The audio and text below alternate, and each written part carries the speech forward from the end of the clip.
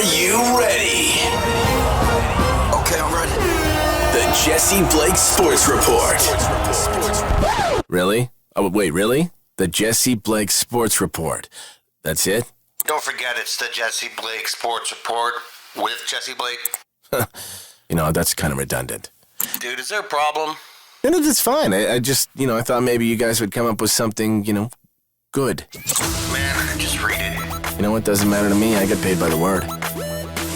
Let's do this. The Jesse Blake Sports Report with Jesse Blake. Powered by Sports Interaction, Canada's sportsbook.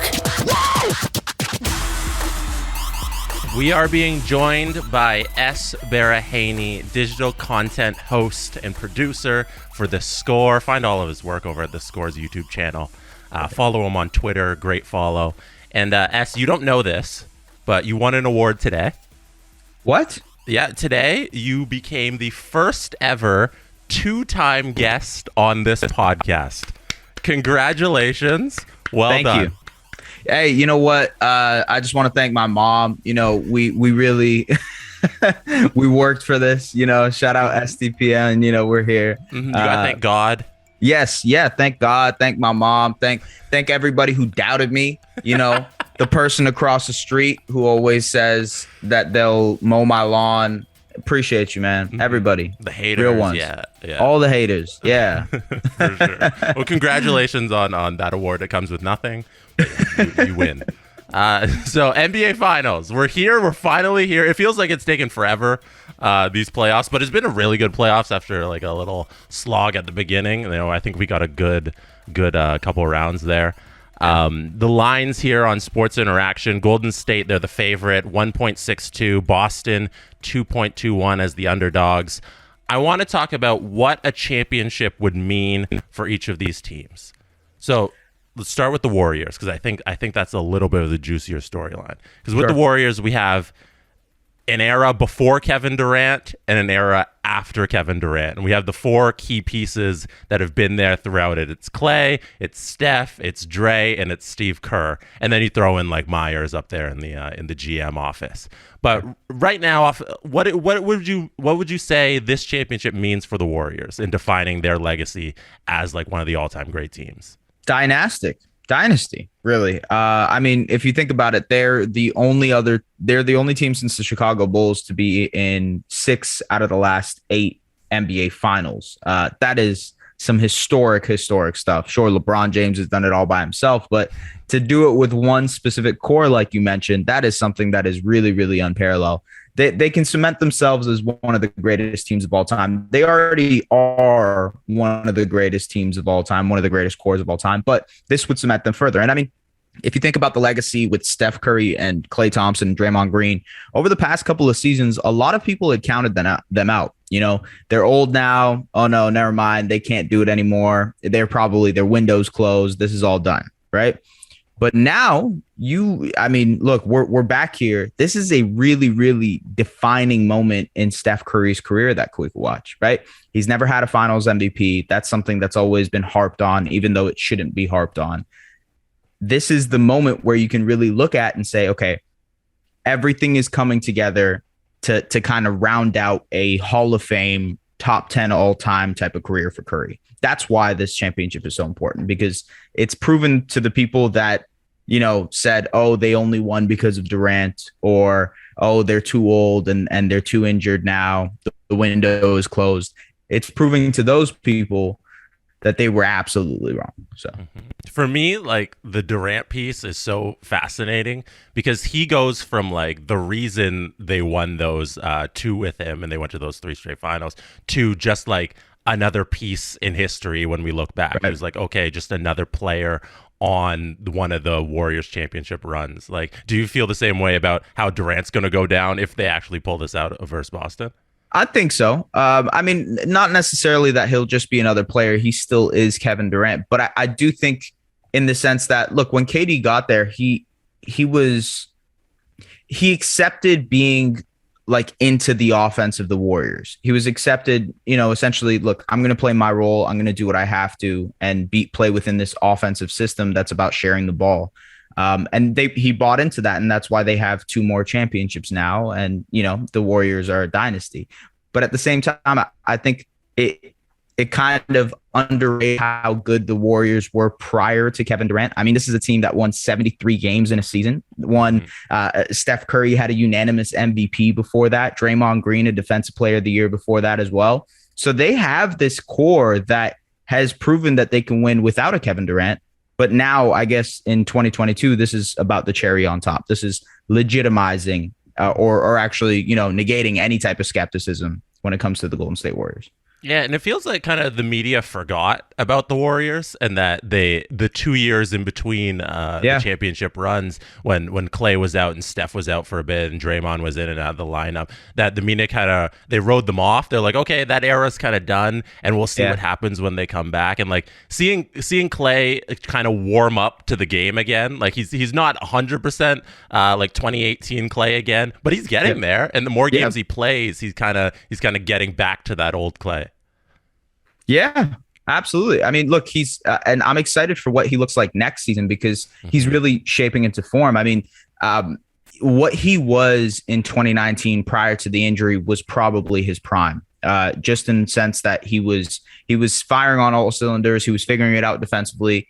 And I think now we're seeing him slowly get to that point. It's going to take a while. Obviously, a guy who's dealt with 2 massive leg injuries that some players don't ever come back from.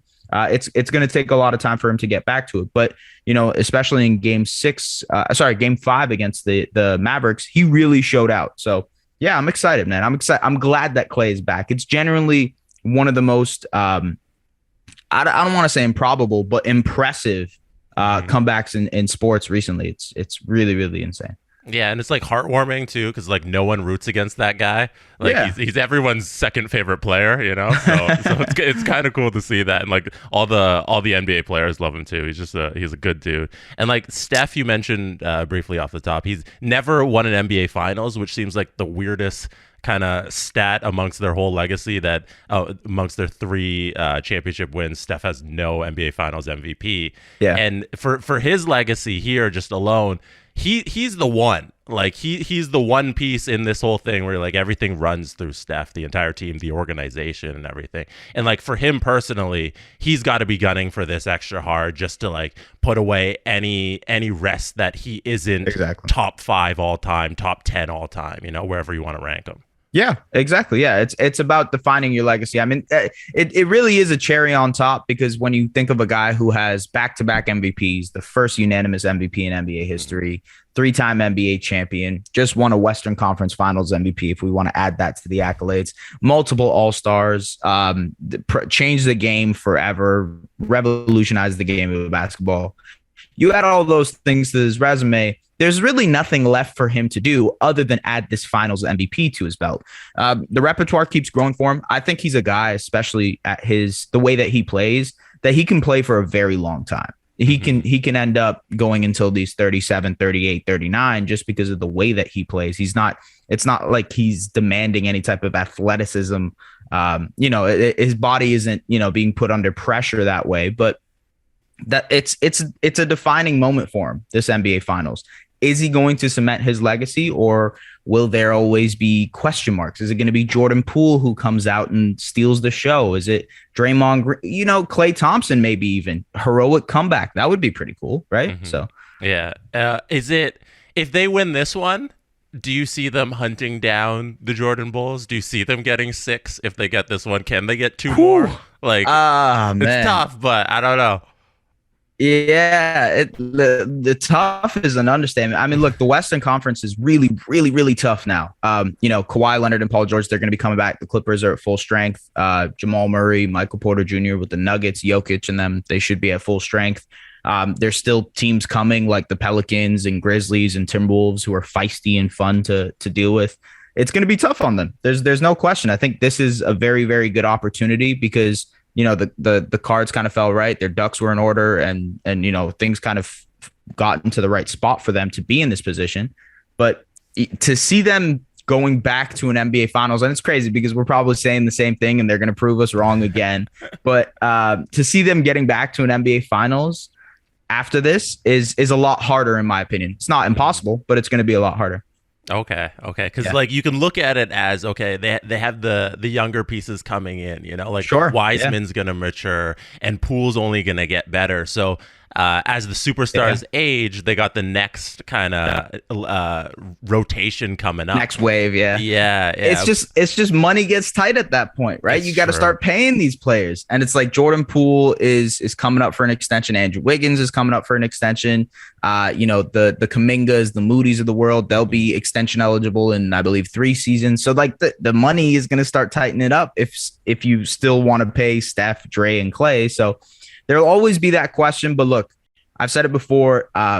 The Warriors are trying to follow the Spurs model of continued dominance. Spurs ended up winning for 20 plus years. And it's because they had a foundational guy who didn't care about the money, didn't care about role, whatever. He was just playing basketball, and that was Tim Duncan.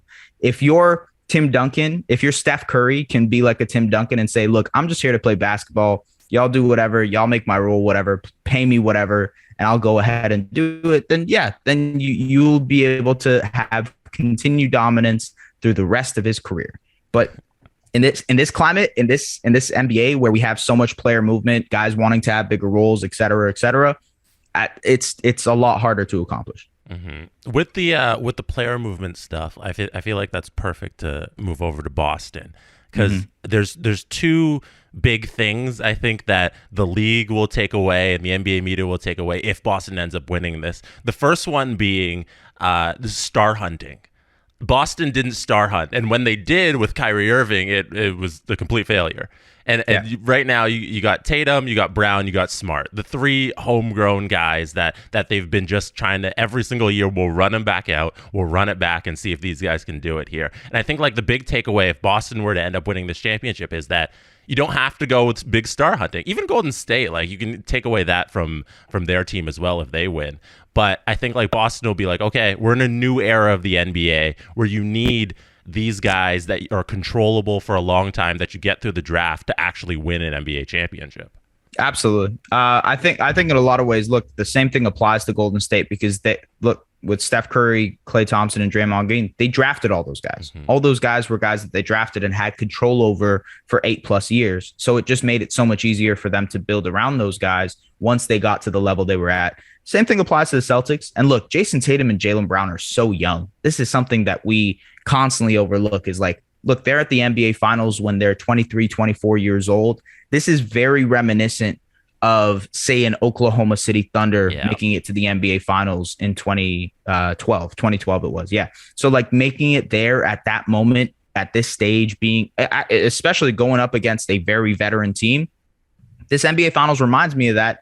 But I don't think they go out the same way OKC does, where the experience is a hurdle that they have to come across, where, they kind of seem lost in the wind of the whole NBA Finals being this massive platform. I don't think that happens to Boston, because they have these veterans in an Al Horford, in a Marcus Smart, and guys who they haven't been to the NBA Finals, but they've been in so many different situations that I don't think that whole experience thing will matter as much.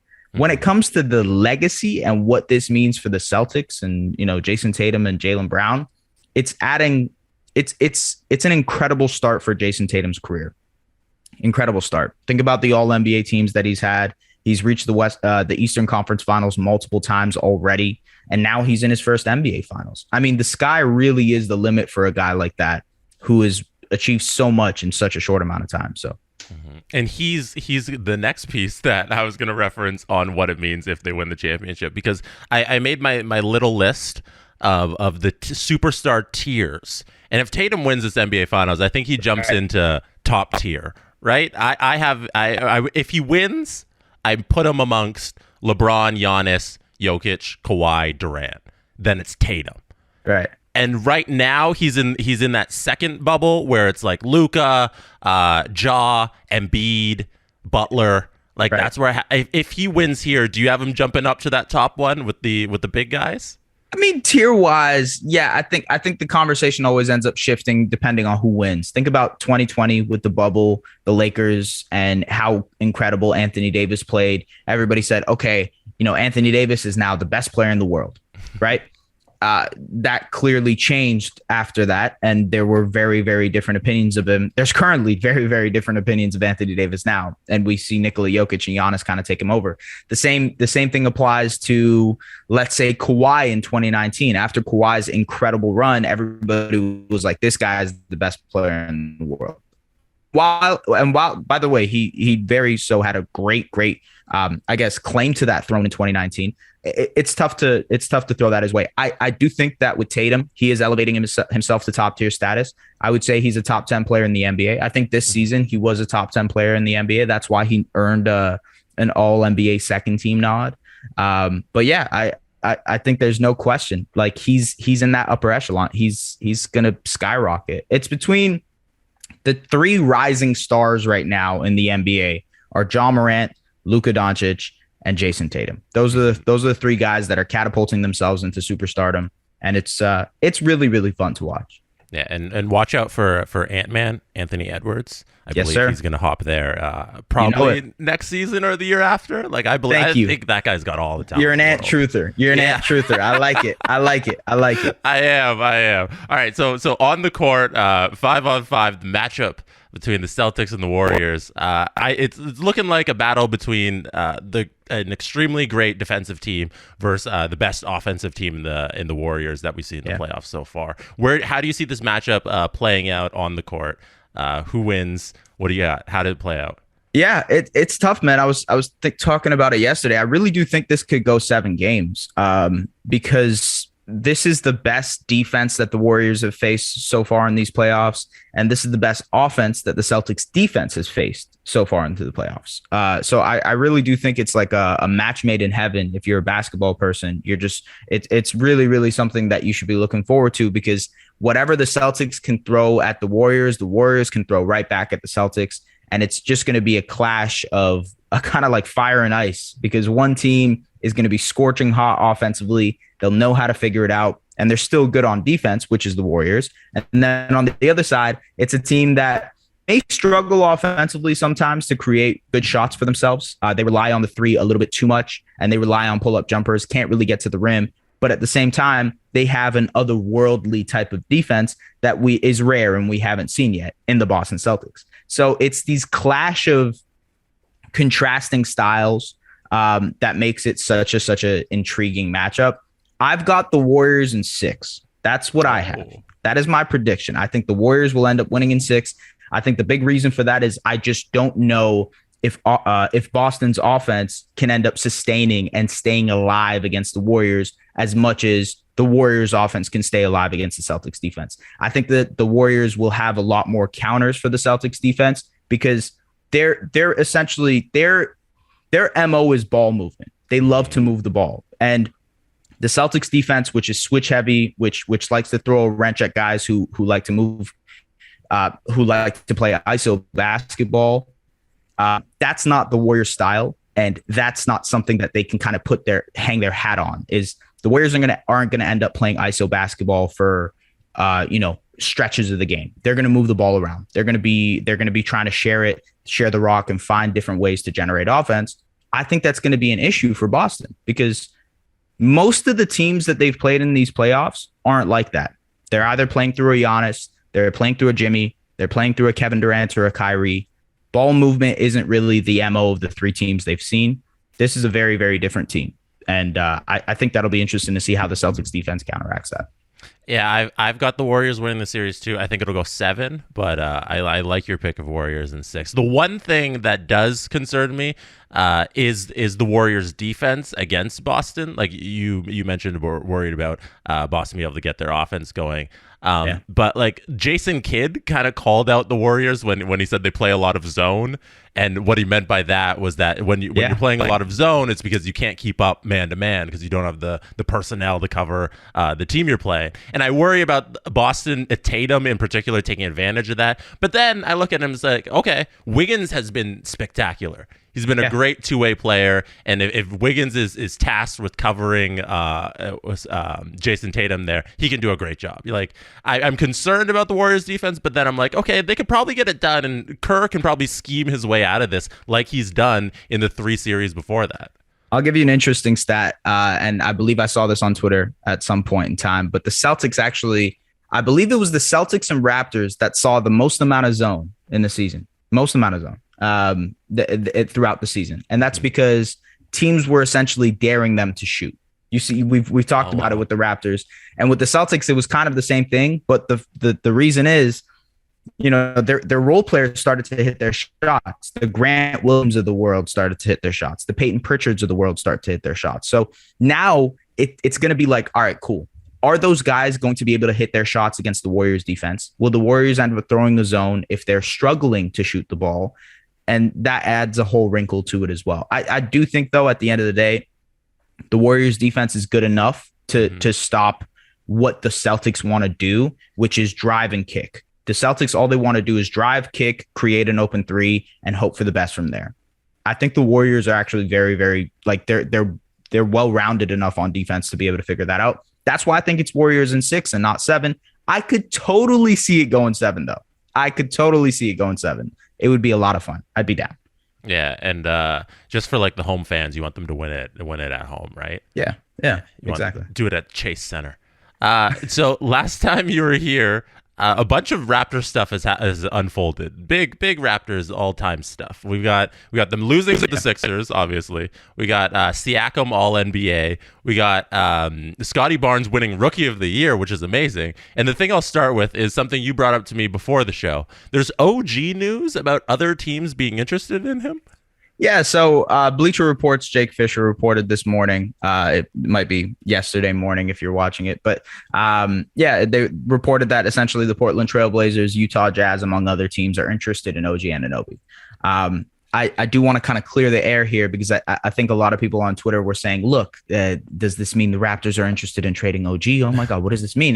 That doesn't necessarily mean that. It actually means that the other teams are interested in his abilities because he's this, 3-and-D shot creating. Well, he's developing his shot creating, kind of offensive guy, can play defense. All those abilities that we've talked about with OG Anunoby, the versatility that he brings, because he's such an enigma of a basketball player. Yes, he's gauging interest. Yes, a lot of people like the fact that he can bring exactly what they're missing to their basketball teams. The Portland Trail Blazers and Utah Jazz are missing these wing defenders, these elite wing guys who can kind of guard 2 to 4 or 2 to 5, 1 to 5.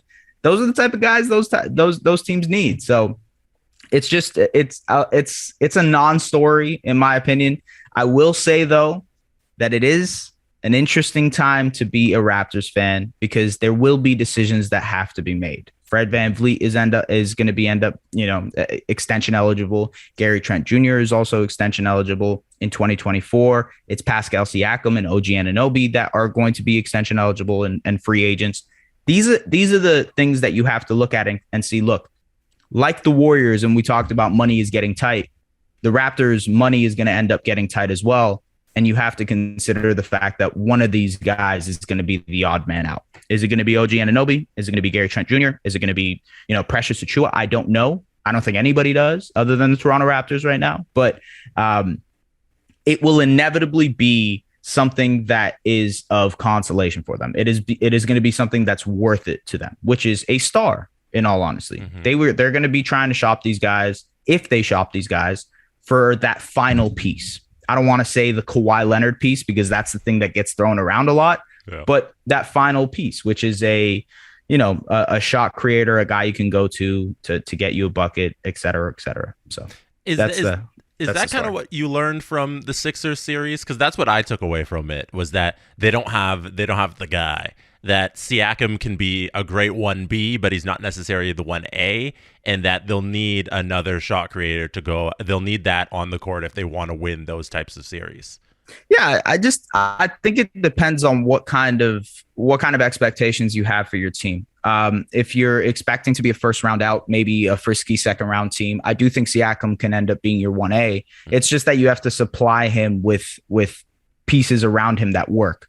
Siakam was dealing with maybe some of the worst spacing we've seen in the NBA, just because the Raptors don't have a lot of shooters, especially with Fred VanVleet being, kind of playing on one knee, and OG Anunoby, he's really the only other shooter other than Gary Trent Jr. that you can trust. The Raptors don't have a lot of spacing to work with. So, Pascal is dealt kind of left dealing with Scottie Barnes on the wing or Precious Achiuwa on the wing. And while those guys are going to develop their 3-point shot, it wasn't the perfect situation for him to be at his best, in my opinion, in round one. And we saw that in game 6, where the Sixers were just helping off of Scottie Barnes, saying, we dare you to shoot. Go ahead, shoot 20 shots. Go ahead, we'll live with it. That's going to be something the Raptors obviously have to address. I think if they want to build around Pascal Siakam, shooting and ball handling and playmaking is the number one concern for them. In terms of what to add to this team, I agree with you. I mean, yeah, at the end of the day, you want to be able to add another guy, a star. I'll throw out some names here: a Donovan Mitchell, a Shai Gilgeous-Alexander, one of those types of players that can be your shot creator, a guy that puts pressure on the rim, a guy that can, shoot the ball for you, a guy who can create his own shot and create shots for his teammates. Those are the type of players the Raptors should be looking for if they end up doing a consolidation trade. And, big if in this scenario. Siakam, All-NBA, Scottie, Rookie of the Year. The Scottie one in particular, that you kind of drove the ship online for the Scottie Roy parade. What does that mean to you personally when you're hammering something so hard before it happens and then the voters end up agreeing with you? Well, I just want to say, look, I know y'all watch my video, I know y'all watch the video. It's okay, voters. I appreciate you. Listen, that's what I'm there to do. I'm there to supply. No, I'm kidding, guys.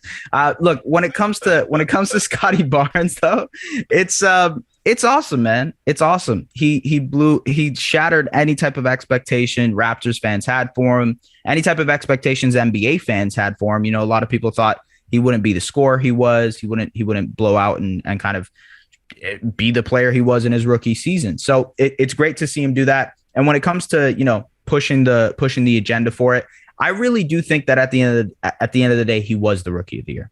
He was. And when it comes to the consistency he had, his importance to what the Raptors were doing this season, the versatility of what he had, the different hats that he had to wear throughout the season, all of that kind of came into my reasoning for why he was the Rookie of the Year. And I think, as the voters would, they agreed. Right. So appreciate y'all watching my video, though. Respects. all of them just they got in their inbox. They all sat there and watched them. They're like, yeah, he's Rookie of the Year. Last thing, I wanna make sure we get this in. You started a new series on YouTube Shorts, which is like a new thing. It's pretty cool. Your series is called The Day That Defined. It's on the Scores YouTube channel. Can you talk about the first episode and the series as a whole? Yeah. So thank you, by the way. Appreciate you letting me plug this thing in. But The Day That Defined, it's going to be a 10-part series. We may be able to extend it later on, but a 10-part series talking about some of my favorite players from the early 90s, late 2000s, early 2000s. First episode is on Kobe Bryant and his competitive nature. It's about a battle between him and Michael Jordan in the All-Star Weekend in 2003. It's a really cool story. There's more like that's coming up. We have LeBron James, we have Steve Nash, we have a couple of other guys that I don't want to mention because they're going to be fun to bring up. But yeah, that's the series, man. The series essentially is supposed to be about a one singular, undeniable quality about a basketball player and telling a story around that. So everybody knows Kobe's competitive nature. We wanted to tell a story that defined Kobe's competitive nature. When we talk about LeBron, a lot of people talk about, his clutchness, which I think a lot of people are like, clutchness? What do you mean LeBron is clutch? Yes, ladies and gentlemen, LeBron James is clutch. And I'm about to show you guys with his story. So that's the spiel. Nice. And if anybody out there who's watching or listening, you want to check it out, it is in the description of this podcast below. Just click the link and you could watch that first episode. S, thank you. Digital content host, producer for The Score. Thank you for joining us today, and congratulations on your 2-time podcast appearance award that you earned today. Appreciate you. Let's make it 3, baby. Let's make it 3. Let's go. It is 19 plus for this next part of the podcast because we are going to be talking about gambling and wagering. And on Sports Interaction, there are many bets I want to go through. But most importantly, there are responsible gaming tips and helpful resources in the description of this podcast. Find them there.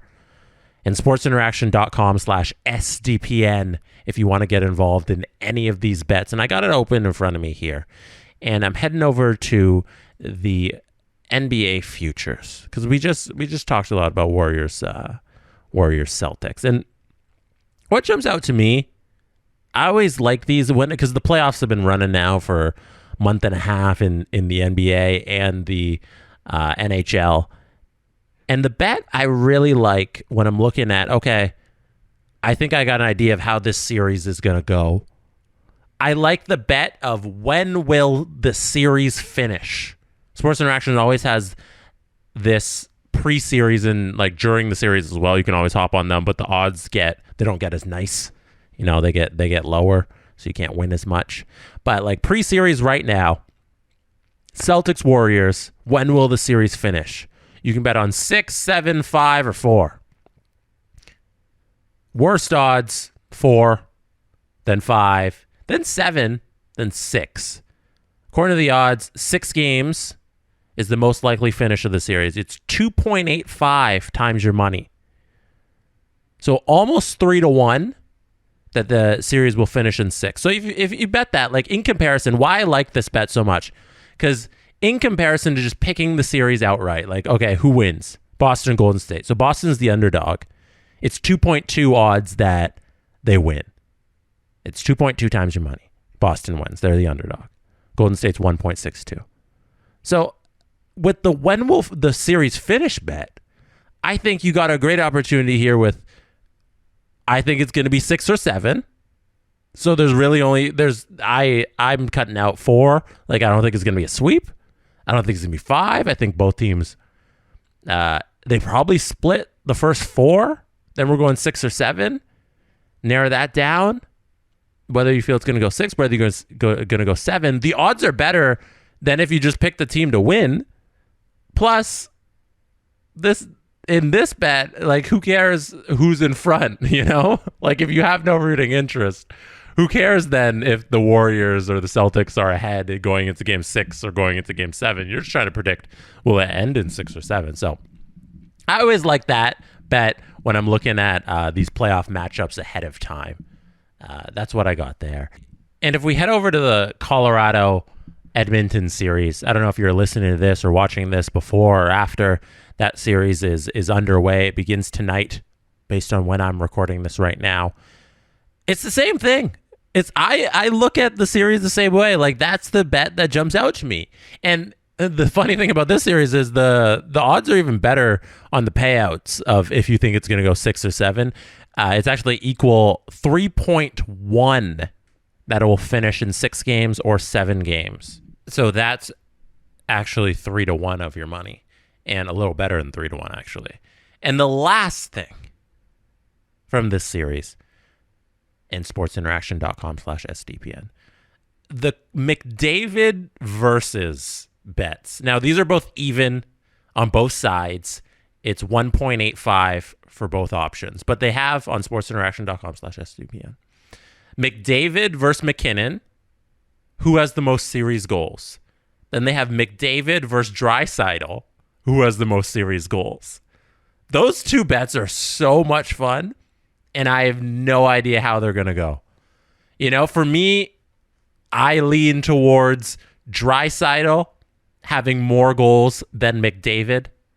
I lean towards McDavid having more goals than MacKinnon. Oh, maybe. No, maybe I'm doing MacKinnon. All right. It might be. Just hear me out. Hear me out. We know Connor puts up his points through assists. He can get all. I'm not doing that. I was gonna make the argument for MacKinnon beating McDavid in the most series goals category, but I'm not doing that. I will, however, lean on Draisaitl because McDavid's gonna be the guy feeding him the puck. Draisaitl's gonna be the one finishing with his busted foot. I think it's a sprained right ankle. he's not going to be getting around the ice, dishing out assists. He's going to be the guy setting up, waiting for the pass, finishing. So I got Draisaitl over McDavid in the most series goals, and I have McDavid because I think Edmonton has a real shot at winning. Or did you hear that, Curly? I paused just in case you misheard me. I'm leaning towards taking Edmonton in the series, and if that's the case, they probably do a great job shutting down Nathan MacKinnon. Connor McDavid somehow squeaks out more goals than MacKinnon in the series, so I'd be taking Connor McDavid in that bet. That's it for me today. And if you want to get involved in any of those bets, as always, 18+, sportsinteraction.com/SDPN. That's it for me today. Thank you for being here. I really appreciate you. I have a live stream tomorrow, Wednesday, 6 p.m. Eastern, twitch.tv/SDPN live. If you want to come watch me play the Stanley Cup final with a fantasy drafted team. We drafted through the Toronto Maple Leafs. It was fantasy draft, though. We drafted a really good team. We are in the Stanley Cup final in year number 1. Take that, everybody who says I'm a bad GM. No salary cap, though, so not like entirely even fair rules, no salary cap, just having fun. We're in the Stanley Cup final. We're up 3-1 over the Dallas Stars, who fantasy drafted McDavid and Tavares.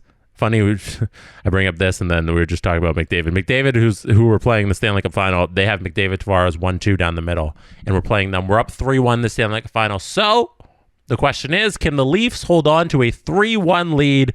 We will see. I'll catch you there, and I'll catch you on the Steve Dangle podcast on Wednesdays, as per usual. Thank you for being here. You could have been anywhere in the world, but you chose to be here right now listening to this or watching this, and I appreciate you very much. Have a great week. I'll catch you next week on this podcast. Take care. And that is how it's done. The Jesse Blake Sports Report with Jesse Blake, powered by Sports Interaction, Canada's sportsbook. Jesse Blake, the guy that likes to hear his name twice in one sentence. Sure, I know him. No, he doesn't have an ego at all.